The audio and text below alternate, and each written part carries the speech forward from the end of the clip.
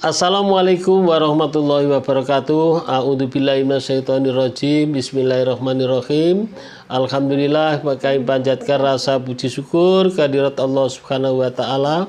Sholawat beserta salam kami sanjungkan kepada beliau besar Muhammad sallallahu alaihi wasallam. Kepada kawan-kawan semuanya, ya, dimanapun Anda berada, mari kita berdoa terlebih dahulu. A'udzubillahi minasyaitonirrajim. Bismillahirrahmanirrahim. Alhamdulillahirabbil alamin. Wassalatu wassalamu ala asrafil anbiya'i wal mursalin wa ala alihi washabihi ajmain. Amma ba'du. Ya Allah, ya Allah, saya mohon kepadamu ya Allah, berikanlah kesehatan, sehat walafiat kepada saudara-saudara kita, dan mudahkanlah segala urusannya, dan berilah rezeki yang halal dan banyak sehingga tidak punya beban hutang ya Allah. Ya Allah, jadikanlah kami orang-orang ahli ibadah, istiqomah ibadahnya, dan berikanlah anak-anak yang soleh dan solihah. Amin amin Allahumma amin. Kawan-kawan semuanya ya, ini saya akan nge-share mengenai riyadhah ya, tata cara riyadhah ya, biar tidak lebih jelas kawan-kawan ya. Kemarin ada yang nanya banyak pertanyaan mengenai riyadhah. Mudah-mudahan dengan saya sampaikan ini nanti kawan-kawan baik yang lama maupun yang baru adalah paham ya mengenai riyadhah itu. Yang pertama adalah arti riyadhah. Riyadhah itu sama dengan latihan ya. Latihan kejiwaan. Ya, latihan kejiwaan agar kita sesudah riyadhah ya, kalau ini adalah menjadi jiwa yang dekat dengan Allah. Ya, dekat dengan Allah ya. Dengan kalau dulu itu ada istilahnya uzlah. Ya, uzlah kalau Nabi Muhammad itu adalah uzlah di Gua Hira. Jadi menyendiri tetapi adalah dalam rangka memperbaiki diri ya, tenang begitu. Kemudian adalah diam, biasanya orang riyadhah ini. Jadi riyadhah itu diam, karena biar diam tidak banyak bicara. Jadi kalau riyadhah zaman dulu itu memang menyendiri, dia wirid entah di tengah hutan, entah di apa begitu. Kalau Rasulullah itu uzlahnya tadi adalah di Gua Hira, akhirnya dia mendapat wahyu. Diam ya. Kalau kita riyadhah sholawat, kalau sudah paham ya, umpama sudah niat ya, itu ya diam, tidak banyak bicara yang tidak berguna. Kemudian adalah bangun malam. Orang riyadhah ini ya tidak hanya baca sholawat saja, baca sholawatnya bangun malam, tempat-tempat yang waktu-waktu yang sepi ya, itu ya. Kemudian adalah menahan lapar. Itu riyadhah supaya hati kita itu bersih dan doa-doa kita, hajat-hajat kita dikabulkan atau diijabah oleh Allah Subhanahu wa taala. Nah, itu ya. Maka yang pertama ya, orang riyadhah sholawat Jibril ini adalah, ini saya konsep sedikit ya. Pertama adalah niat yang kuat. Nah, niat yang kuat, niat riyadhah sholawat Jibril. Boleh yaitu boleh niat bahasa Indonesia ya, niat bahasa Indonesia. Jadi punya niat di dalam hati, dan kalau mau sholawat ya, kita niat dikeluarkan pun tidak apa-apa niatnya.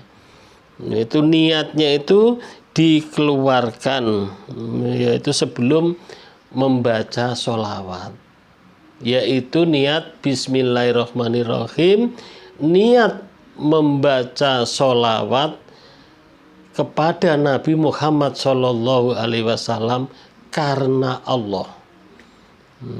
Jadi singkatnya itu niat sholawatnya itu adalah karena Allah.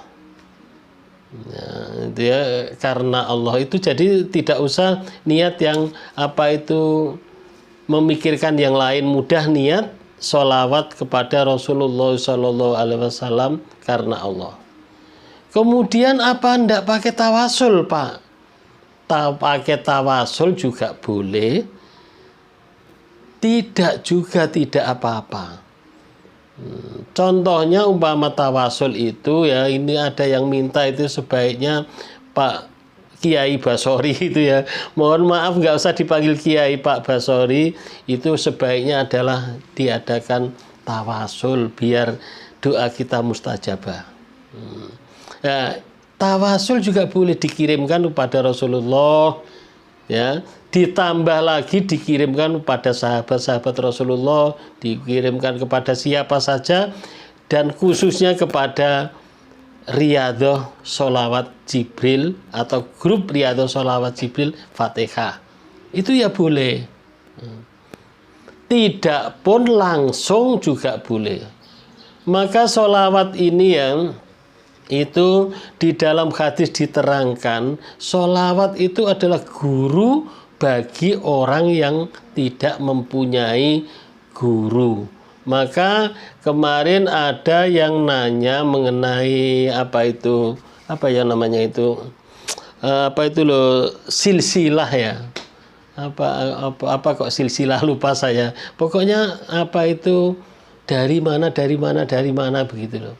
Itu bagi yang dia adalah torekoh ya. Kalau torekoh ngaji itu memang harus pakai silsilah seperti itu. Kalau sholawat enggak. Jadi siapa saja yang membaca sholawat ya, itu adalah mendapat balasan dari Allah Subhanahu wa taala. Yang tadi adalah niat, sesudah niat adalah tenang. Ya, umpama sesudah sholat, yaitu sesudah pasang niat, baru bersolawat dengan tenang, dengan sabar, dengan tawakal, ya, dengan sabar, dengan tawakal. Jangan selawat tergesa-gesa.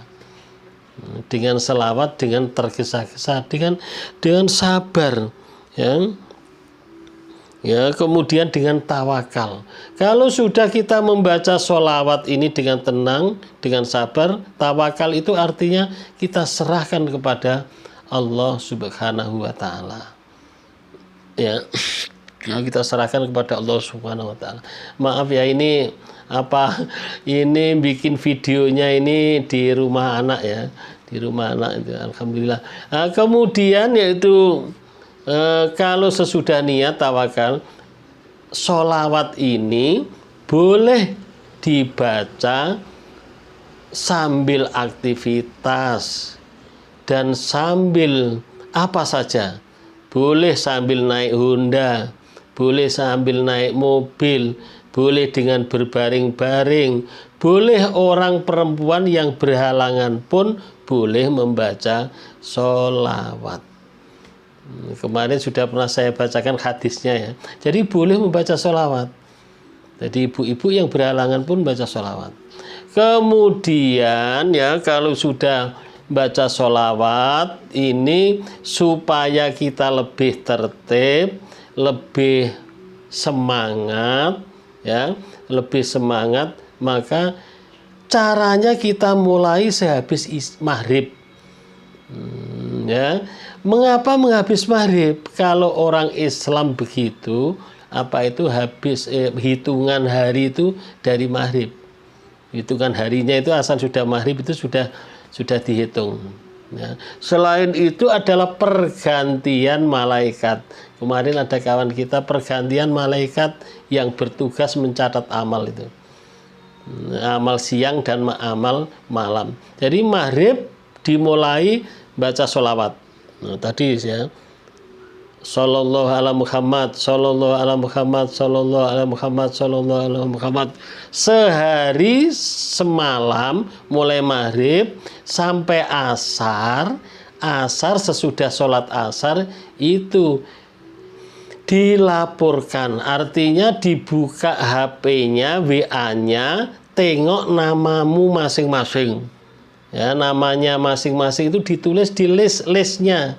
Jangan hanya lapor, Pak, ini saya sudah baca sekian. Paling sedikit ya, ini malah sampai mana-mana. Paling sedikit sehari semalam adalah 1000.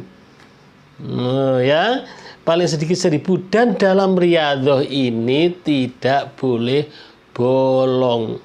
Artinya hari ini 1000, besok pagi 1000, seterusnya 1000. Yaitu paling minimal. Boleh 1000 lebih. Tapi sedikitnya adalah 1000. Nah, ini jadi nggak ada pertanyaan lagi nanti. Habis ini 1000 gitu ya. Jadi itu boleh dibaca umpama sesudah subuh, umpama yang sholat 200, sesudah duhur 200, asar 200, itu 5 waktu kan sudah genap nanti. Genap 1000. Itu kalau memilih waktu yang waktu sesudah sholat. Kalau hajatnya itu paling penting ya boleh dibaca sesudah sholat tahajud. Ya, memakai dicatat ya bagi yang kalau yang mau tidak dicatat, yang penting adalah punya tasbih digital gitu loh. Nah, jadi ini namanya riyadhah, kebersamaan dan mempunyai tujuan supaya semangat. Nah, kemudian sore itu ditulis di lesnya. Karena nanti sama saya, sama admin, itu sore itu biasanya saya print yang terakhir. Maka ditulis di link-nya masing-masing, dekat namanya. Nah, saya yakin semuanya pandai itu. Kecuali saya. Kalau saya itu kadang minta tolong anak saya. Nah, kalau bapak ibu kemarin ada yang tanya, kok nggak bisa nulisnya, tanya cucunya. Nah, itu ya.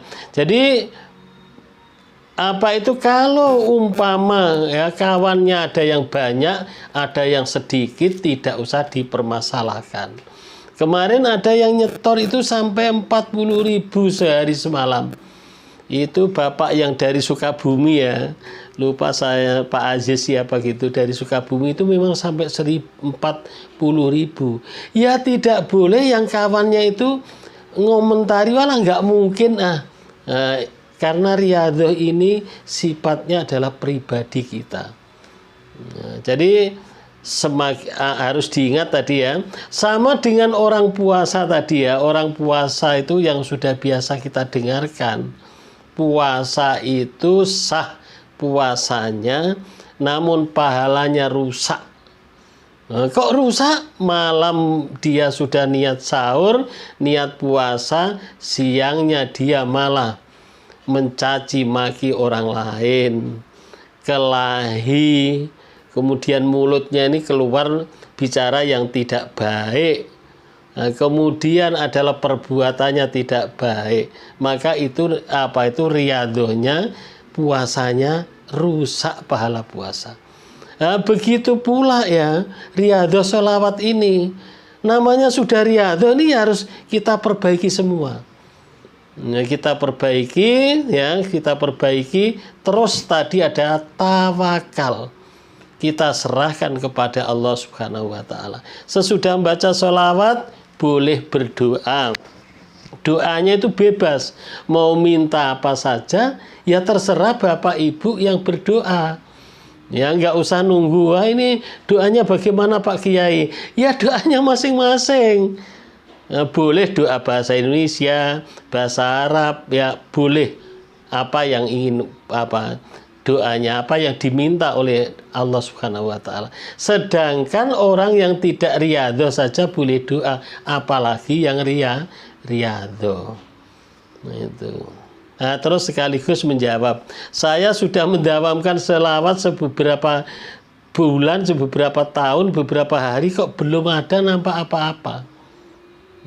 Allah itu dalam hadis itu diterangkan ya, kan belum nampak apa-apa tadi kan, kok enggak ada hasilnya, yang saya tetap punya hutang soal diijabah oleh Allah Subhanahu wa taala atau belum, itu adalah hak Allah Subhanahu wa taala. Tidak ada, selawatnya tetap betul kalau selawatnya itu benar ya. Tapi soal dikabulkan oleh Allah itu adalah hak Allah, kita tidak bisa menyampurinya. Hanya kita itu ya, ada juga kadang yang baru masuk sudah dapat keajaiban atau sudah dapat berkah dari Allah Subhanahu wa taala. Ada yang sudah lama dia merasa belum dapat apa-apa ya. Nah, itu tidak sama dengan suami istri itu ya. Orang yang nikah itu kan ingin cepat punya anak. Ada yang sampai 2 tahun belum punya anak, ada yang 1 tahun sudah punya anak, ada yang lama tahunya. Nah, itu seperti itu. Kita tidak boleh menuntut, lah itu kamu sudah nikah lama kok belum punya anak. Nggak boleh, itu adalah hak Allah Subhanahu wa taala. Kita serahkan kepada Allah. Nah, kita serahkan kepada Allah semuanya. Dan mudah-mudahan yang kita sudah istiqomah, hati kita sudah kita tata, ya, sudah mudah-mudahan Allah Subhanahu wa taala mengijabahi begitu doa kita. Tidak ya, tapi ya boleh kalau soal koreksi diri, oh saya kok doanya belum diijabahi oleh Allah, hutang saya kok mungkin sholat saya banyak yang bolong, itu ya juga boleh, karena tugas kita itu adalah melaksanakan apa yang diperintah oleh Allah dan menjauhi larangan Allah. Ya, demikian ya, sekedar ada juga kemarin yang tanya, aku nggak dapat ilmu. Lah soal ilmu begitu juga. Ya bukan kok terus kayak orang mencari durian hari ini pergi terus dapat, begitu bukan itu. Nah, apalagi namanya ilmu. Ya, tidak ada orang nampak selain Allah adalah orang lain. Kita nggak bisa kita bilang saya pintar, saya sudah nggak bisa. Ya, soal ilmu itu. Nah, demikian mudah-mudahan bermanfaat ya, khususnya kepada kawan-kawan yang baru ya, yang baru masuk. Mudah-mudahan ini sudah tahu bahwa tugasnya. Ada yang bertanya, lah Pak, tugas kita ini apa? Tugasnya ya mendawamkan membaca sholawat Jibril. Itu mendawamkan sholawat Jibril. Demikian, mohon maaf atas segala kekurangannya, dan bagi kawan-kawan yang mau masuk seperti biasa ya, mudah-mudahan dapat berkah dan bisa menghubungi nomor WA ya, yang curhat gitu juga. Nah, ini banyak yang curhat, yang ada sedikit keraguan, bukan masalah ya, memang hidup itu seperti itu bisa nelpon saya ke nomor WA 0812 7515 4442 0812 7515 4442, atau ditulis di email ya, basori62@gmail.com, basori62@gmail.com. Thank you very much. See you next time. Mudah-mudahan semuanya jadi orang yang sukses. Amin amin Allahumma amin. Thank you very much. Thank you very much. See you next time. Assalamualaikum warahmatullahi wabarakatuh.